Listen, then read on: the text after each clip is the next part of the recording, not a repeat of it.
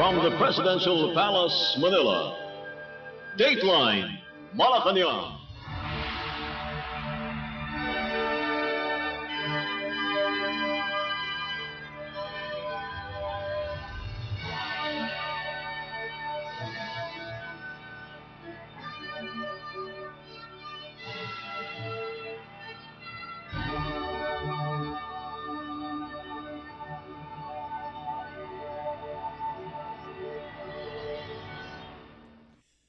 Good day. Radio Pilipinas World Service can also be heard on shortwave broadcast through the shortwave facilities of the United States Agency for Global Media or Voice of America on the following shortwave frequencies: 12.020 MHz, 15.640 MHz, and 17.665 MHz. I'm your host, Leo Magpayo, and this is Dateline Malacañang in Review. Philippine President Ferdinand R. Marcos Jr. called for stronger women's participation in development and decision-making, saying no nation can claim real progress unless its women are empowered. Speaking at the 70th session of the United Nations Commission on the Status of Women, or CSW, in New York, the president said the condition of women remains one of the clearest indicators of a country's advancement.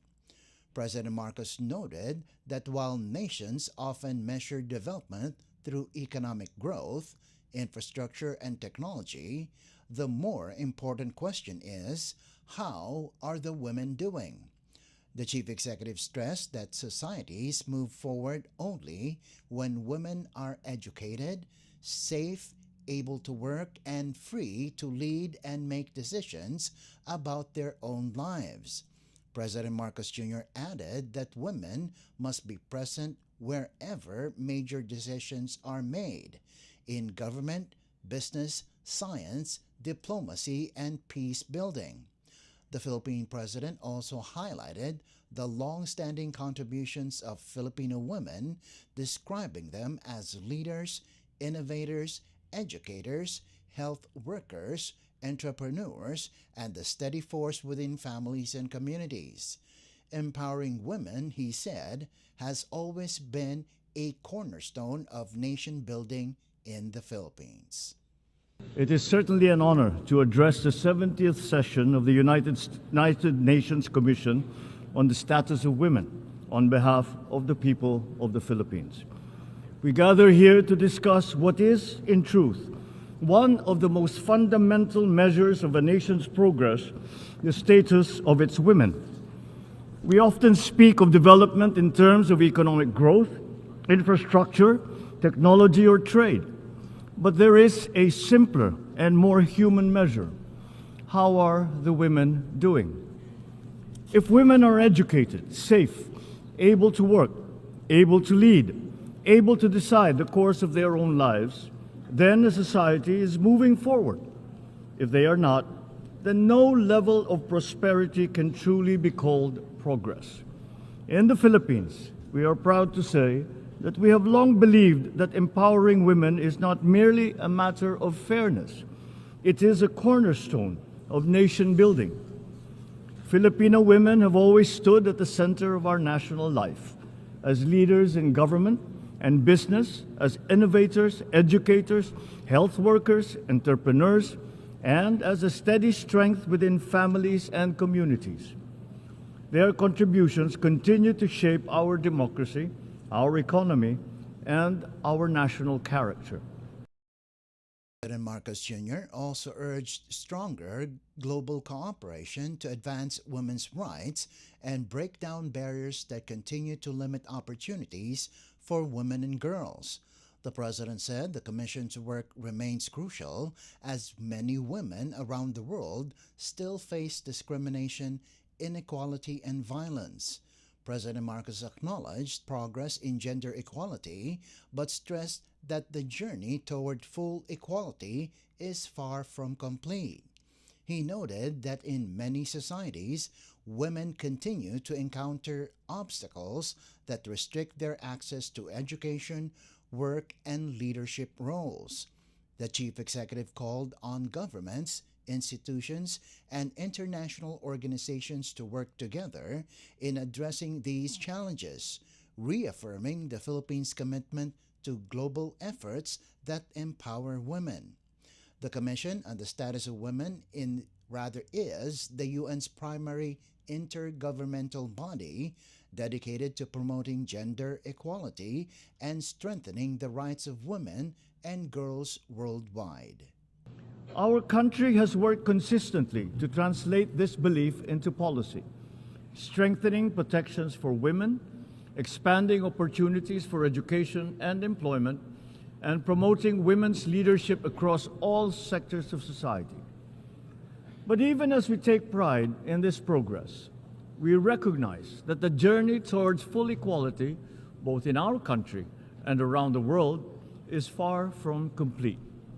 Across many societies, women still face barriers that limit their opportunities. Too many continue to experience discrimination and violence. Too many girls are still denied the education that will allow them to shape their own futures. And that is why the work of this commission remains as vital today as it was 70 years ago. Education must remain at the center of all our efforts. When a girl is educated, the benefits extend far beyond the individual. They strengthen families, uplift communities, and expand the possibilities of entire nations. Economic empowerment is equally essential. Women must have access to employment, to finance, to entrepreneurship, and to leadership.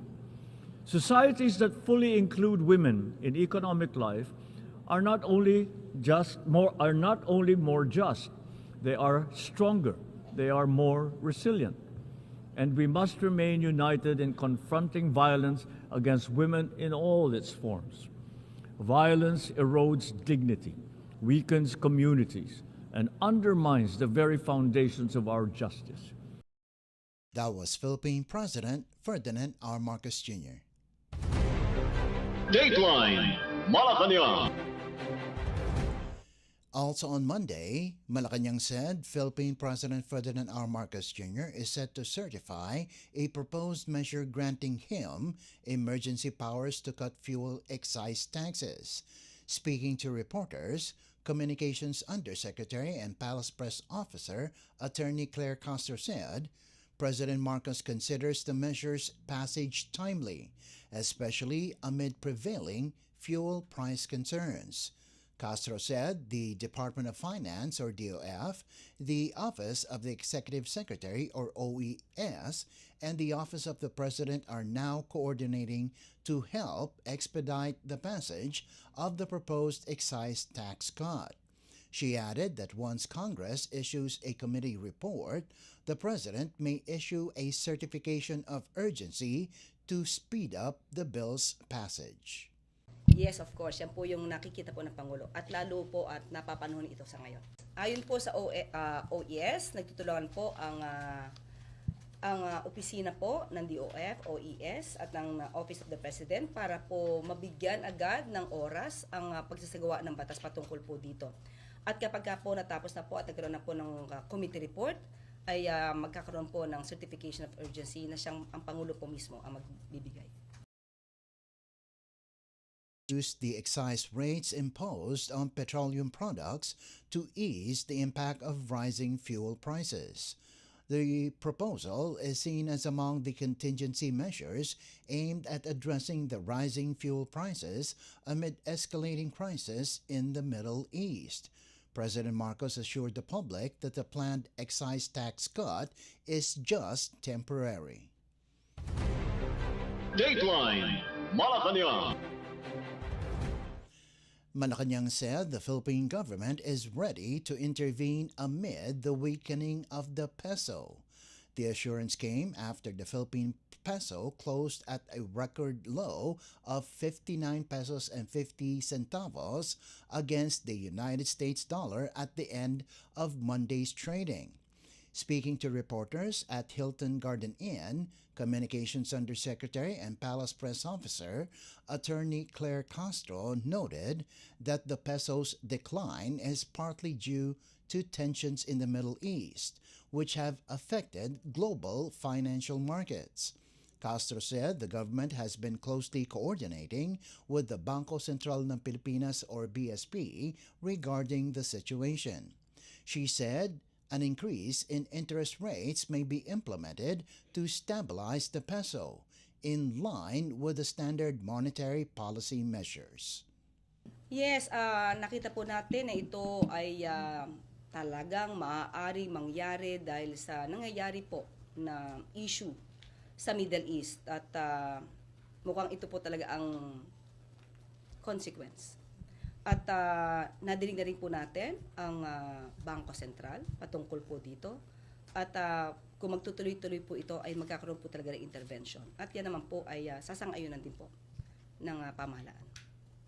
Sa ating pagkakaalam ay magkakaroon ng increase sa rate sa interest. Yun po ang ating nalalaman. That was Palace Press Officer Attorney Claire Castro. Dateline Malacañang. Still on Monday, Malacañang urged the public to refrain from panic buying despite ongoing tensions in the Middle East, assuring them that supplies of fuel and basic commodities remain sufficient. In a press briefing at Hilton Garden Inn, Communications Undersecretary and Palace Press Officer Attorney Claire Castro said, government monitoring shows no unusual price movements in essential goods in Metro Manila and other regions. Castro also advised the public to immediately report any abnormal price increases to the Department of Trade and Industry or DTI and the Department of Energy or DOE. She noted that fuel prices are expected to increase starting Tuesday due to global developments, but oil firms have committed to implementing the adjustment on a staggered basis.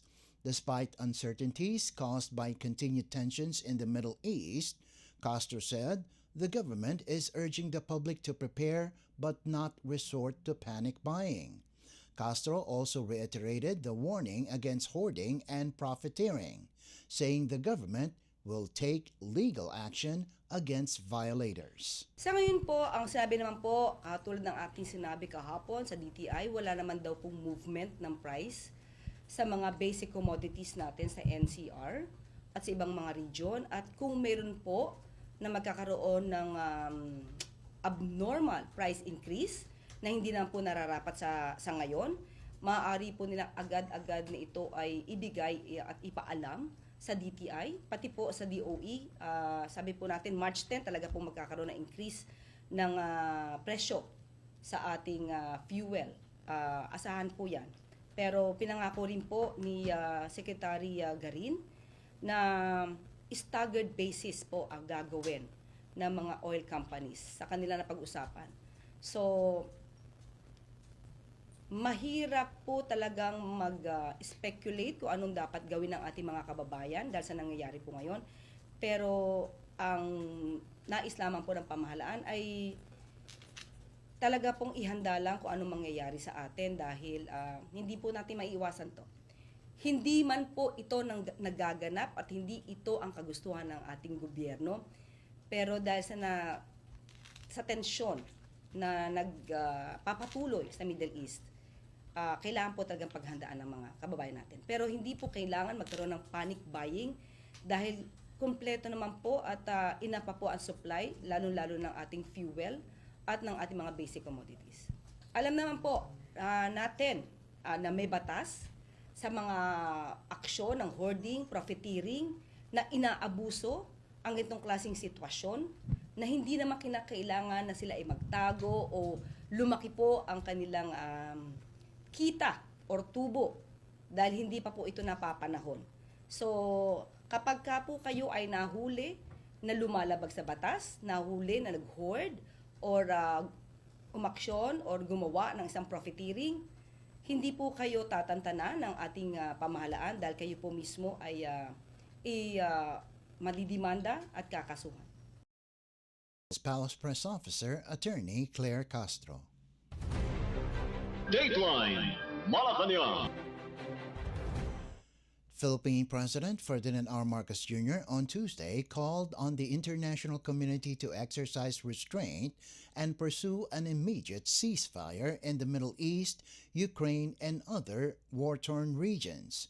During the special plenary meeting of the United Nations General Assembly, or UNGA, at the United Nations headquarters, President Marcos urged all parties to respect international law, including the UN Charter and humanitarian law. President Marcos appealed to the UN Security Council to lead global efforts to de-escalate conflicts. The president said the Philippines joins the international community in calling for restraint, de-escalation, and cessation of hostilities. The chief executive also emphasized the need to protect civilians and civilian infrastructure in armed conflict.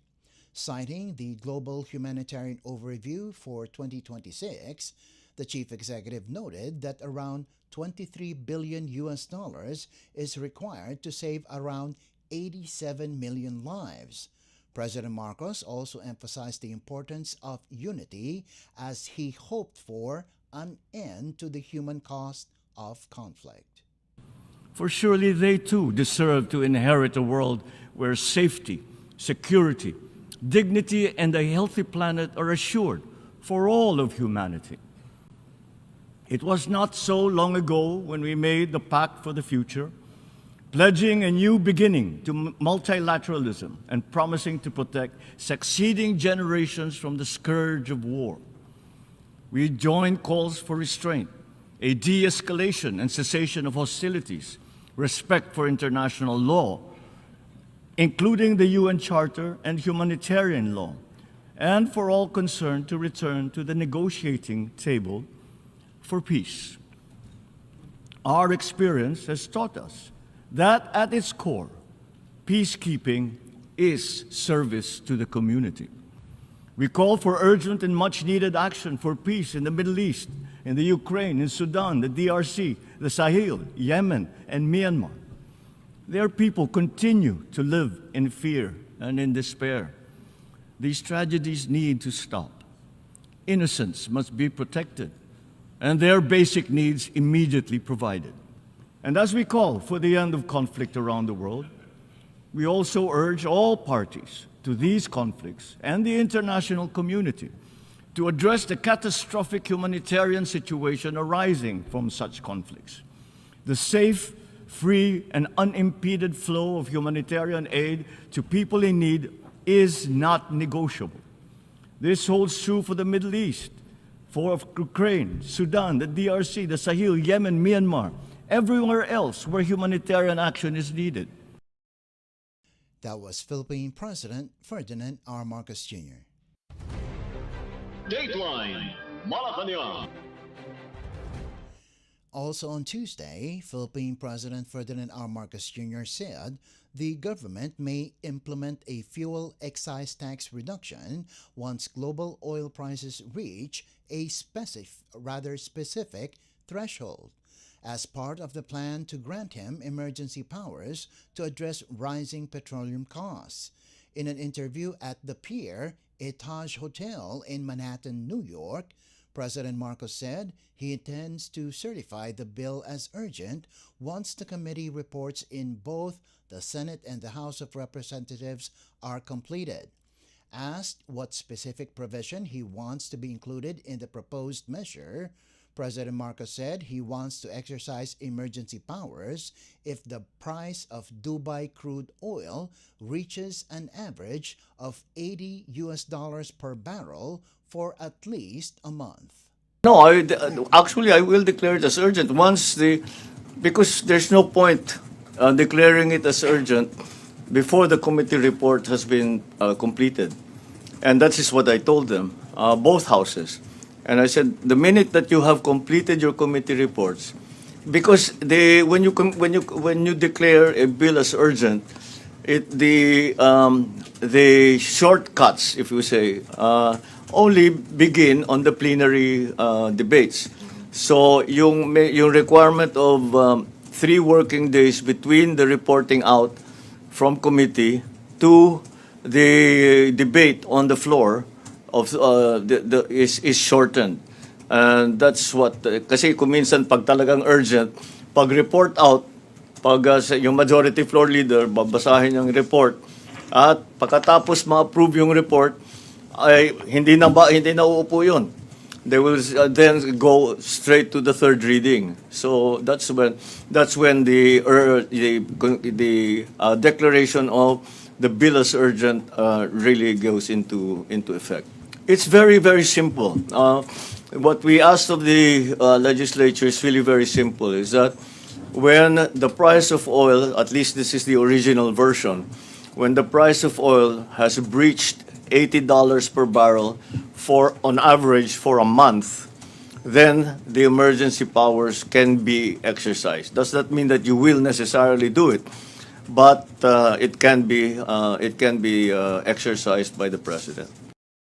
President Marcos, however, clarified that breaching the threshold would not automatically trigger the excise tax reduction, but would allow the president to implement the measure if necessary.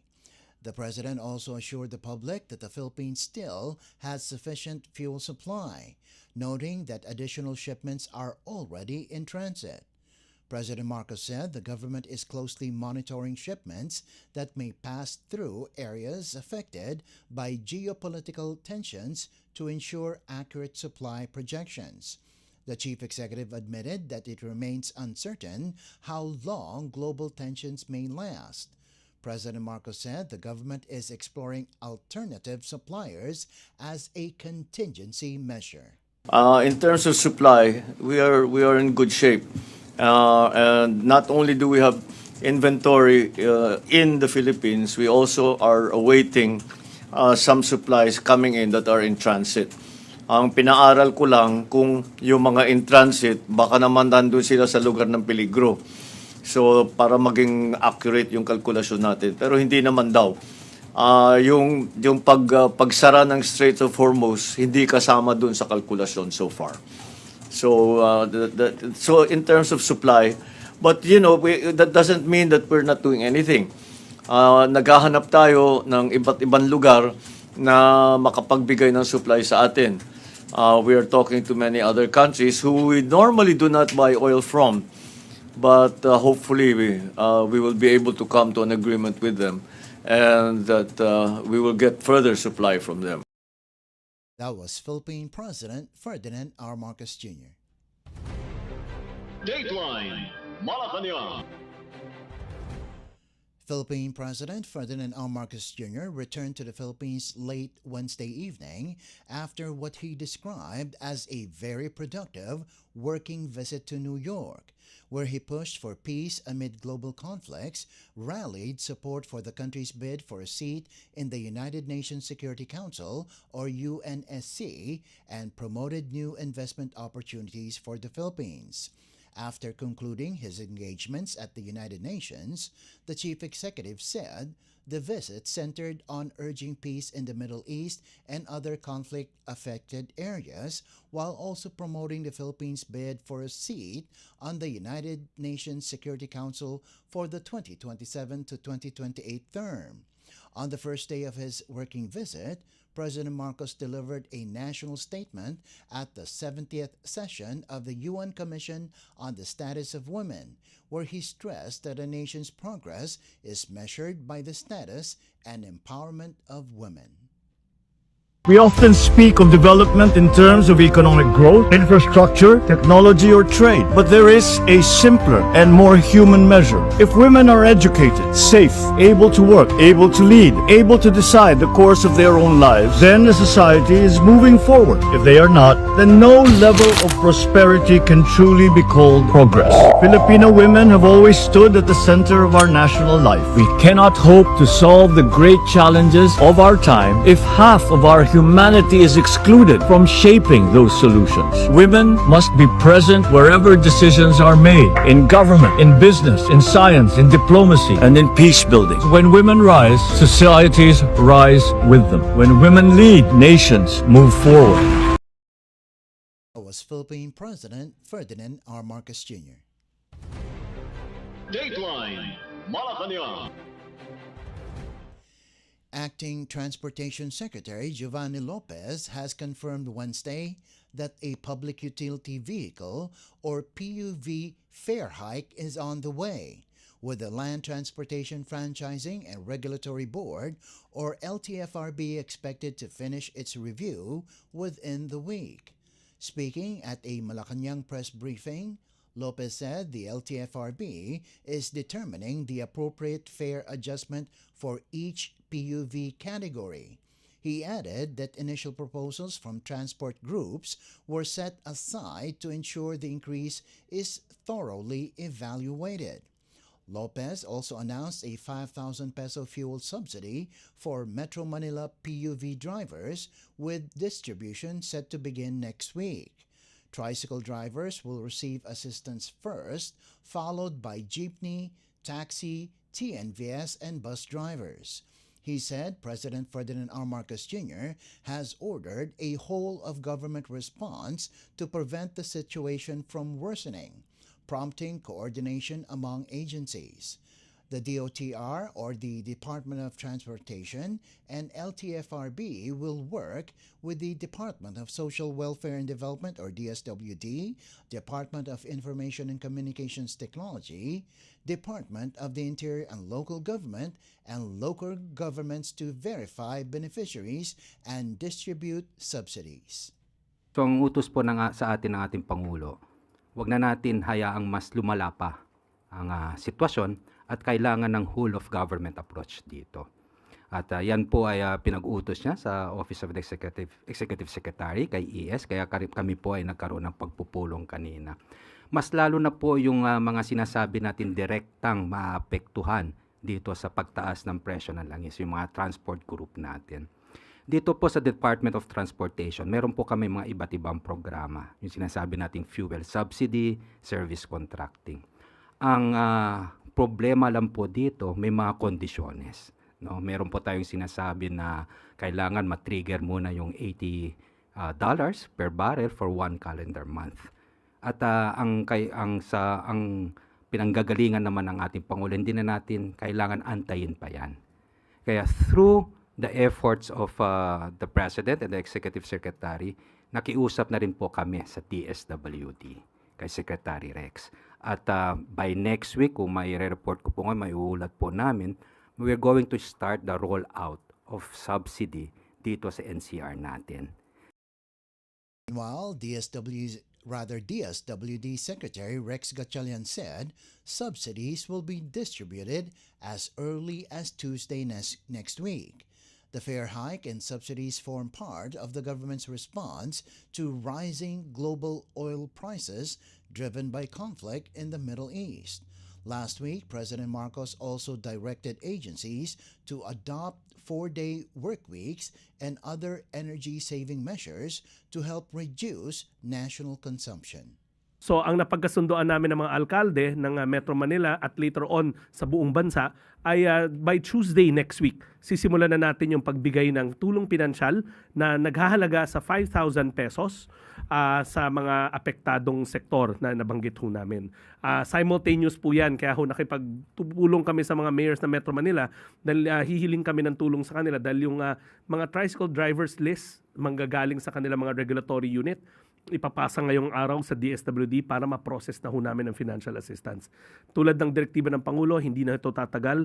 As soon as Tuesday, tuloy-tuloy na hutong aarangkada hanggang sa matapos namin. Gusto ko rin i-point out na ang GAA allocation or ang general appropriations ng AIX is at 60 plus billion na ang instruction ng ating Pangulo, that's at our disposal. Ibig sabihin, nilinya na namin kaagad yung 30 billion para kung tatagal pa tong krisis sa gitnang silangan, hindi to magiging isang beses lamang. So naka-standby na yung 30 billion, handang-handa na ang DSWD, nakakasa na rin ang mga mayor, and this is a whole of government approach para masigurado natin na the poor, the marginalized, and the vulnerable, lalong-lalo na yung ating mga driver na mga apektado, ay hindi lumubog sa mga nangyayaring krisis sa gitnang silangan. House Department of Social Welfare and Development Secretary Rex Gatchalian. Dateline Malacañang.